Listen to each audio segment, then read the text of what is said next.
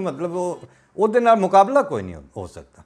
ਆਗਾ ਨਾਸਰ ਤੇ ਅਸਲਮ ਅਜ਼ਹਰ ਦੋਵੇਂ ਬੜੇ ਵੱਡੇ ਨਾਂ ਸਨ ਪਾਕਿਸਤਾਨ ਦੇ ਵਿੱਚ। ਇਬਤਦਾ ਦੇ ਵਿੱਚ ਜਿਹੜੇ ਮੀਡੀਆ ਦੇ ਸਨ, ड्रामा निगार के तौर पर आगा नासिर का बड़ा वड्डा नाम सी, और असलम अज़हर साहब का वो पहले पुराने जोड़े MD सन पाकिस्तान टेलीविजन के मैनेजिंग डायरैक्टर के तौर पर।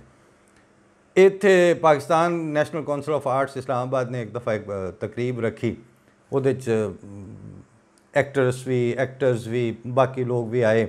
बेसिकली उन्हों का मकसद ये सी कि जिहड़ी नवें पौध सी उन्होंने थोड़ा थोड़ा जिहड़ियां फनून लतीफ़ा दी चीज़ां ने उन्होंने उत्ते किसी का लैक्चर किसी की गलबात उन्होंने देना। शामी असीं भी वेले हुंदे सां, वो एक दो दोस्त रल के ते जिन्हां सुपर च उदों उन्होंने एक मकान छोटा जिहा लैके वो एक Pakistan national council of arts का दफ्तर हुंदा सी। ते जिवें वो किसी सफ़ीर ने आख्या ना कि मेरी अमरीका की सफ़ीर के तौर पर पोस्टिंग रही पाकिस्तान, जदों मैं सां उदों पाकिस्तान को वजारत खारजा का दफ्तर कोई नहीं सी हुंदा, किराए की कोठी च वजारत खारजा का दफ्तर हुंदा सी। लेकिन उदों पाकिस्तान को वज़ीर खारजा भी है सी ते फॉरन पॉलिसी भी है सी। यानी उदों ज़फ़रुल्लाह खान साहब वज़ीर खारजा सन जिन्हां दा दुनिया च एक नां सी, और फॉरन पॉलिसी इस वास्ते कि जदों इस लैवल का बंदा तुहाडा वज़ीर खारजा होवे उन्होंने फिर गल का परता देना भी आउंदा है, और वो गल करनी भी जानते हैं। तो जिहड़ी उन्हां कीती हुंदी है वो लोकां दी सद पोछे च भी हुंदी है, उहदा बंदे बह के जिक्र भी करते हैं कि यह गल किसी लैवल की गल से। इस तरह ही जदों दी मैं गल पे करना उदों Pakistan national council of arts के कोल बिल्डिंग कोई नहीं सी, छोटी जी कोठी कोई किराए ते लैके उहदे च वो दफ्तर हुंदा सी उहदा। लेकिन उदों एक जाफरी साहब सन, वो उहदे किसी शोबे के डायरैक्टर भी सन ते बांसरी भी कमाल वजांदे सन। मतलब वो बंदे सन कि जिन्हां दा अपना कोई ना कोई तल्लक हुंदा सी। इस तरह असलम अज़हर या आगा नासिर वर्गे बंदे वो उहदे च आके पब्लिक लैक्चरस और आम आदमी नूं दसदे सन। समीना अहमद भी उन्होंने दिनों चाहिए, उन्हें भी फिर और बड़े नाम सन। उस दौरानिए च उस गुफ्तगू के दौरान एक सवाल किसी लड़की ने उठाया कि जी इंज हुंदा पिया ते फलाने रिवाज ने इस तरह मतलब इंडियन फिल्मां दा फलानियां दा दूसरे तीसरे शोबेज के इदारियां दा। असलम अज़हर ने कमाल जवाब दिता। उन्होंने कहा बीबी आपने चीपनेस में मुकाबला करना है। यानी गल ये वे कि अगर बंदे अपनी दौड़ लांदे होया उन्होंने घटियापन दे विच मुकाबला करना है तो तुसीं उस मुकाबले ज़रूर शामिल होना।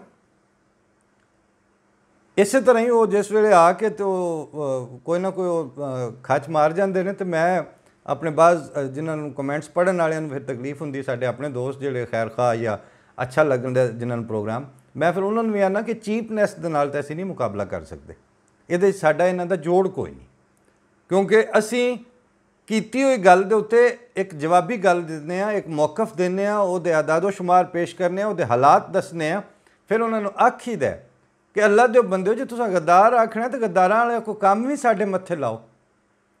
जदों साडे च वो हरकत कोई नहीं, साडे च वो आदतां नहीं ने, साडे च उस तरह की मौका परस्ती नहीं है, उस तरह का साडे अंदर सिफलापन नहीं है, छोटेपन उतर के असीं तुहाडी गल दा जवाब नहीं देंदे।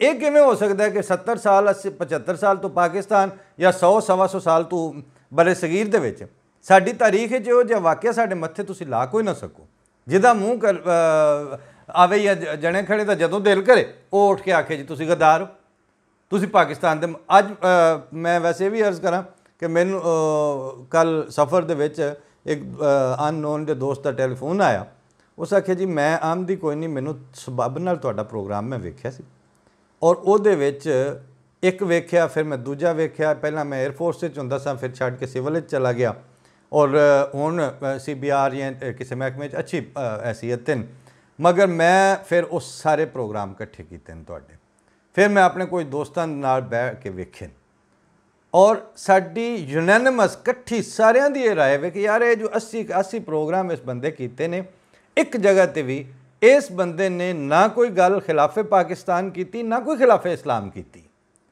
अपना मौकफ पेश कर रहा, एक ऐसी इन्फॉर्मेशन या ऐसी इतला या ऐसी मालूमात दे रहा जिहड़ी किसी भी वजह तो ਬੁਨਿਆਦੀ ਤੌਰ ਤੇ ਬਹਰਹਾਲ ਬੇਈਮਾਨੀ ਦੀ ਬੁਨਿਆਦ ਤੇ ਉਹਦੇ ਵੱਲ ਲੋਕਾਂ ਦੀ ਤਵੱਜੋ ਨਹੀਂ।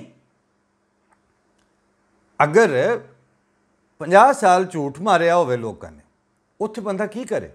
ਅੱਗੋਂ ਇਹ ਹੀ ਦੱਸਣਾ ਕਿ ਯਾਰ ਇਹ ਗੱਲ ਤੁਸੀਂ ਗਲਤ ਪਾ ਕਰਦੇ। ਜਿਹੜੇ ਵੇਲੇ ਗੱਲ ਕਰੀਏ ਤੁਸੀਂ ਯਾਨੀ ਆਪਣਾ ਦਿਫਾ ਕਰਨਾ ਔਰ ਆਪਣੇ ਉੱਤੇ ਲਾਈ ਹੋਈ ਝੂਠੀ ਤੋਹਮਤ ਦਾ ਜਾਂ ਇੱਕ ਗਲਤ ਗੱਲ ਦਾ ਜਵਾਬ ਇਹ ਕਹਿ ਦੇਣਾ ਕਿ ਨਹੀਂ ਤੁਸੀਂ ਗੱਲ ਗਲਤ ਪਾ ਕਰਦੇ ਹੋ ਭਾਈ, ਇਹ ਇੰਜ ਨਾ ਕਰੋ। ਇਹ ਚੀਜ਼ ਕਿੱਥੋਂ ਖਿਲਾਫੇ ਪਾਕਿਸਤਾਨ ਤੇ ਖਿਲਾਫੇ ਗਦਾਰ ਵਤਨ ਹੋ ਗਈ ਬਈ?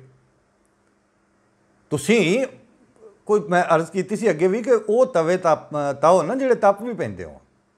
ਬਹਰਹਾਲ ਗੱਲ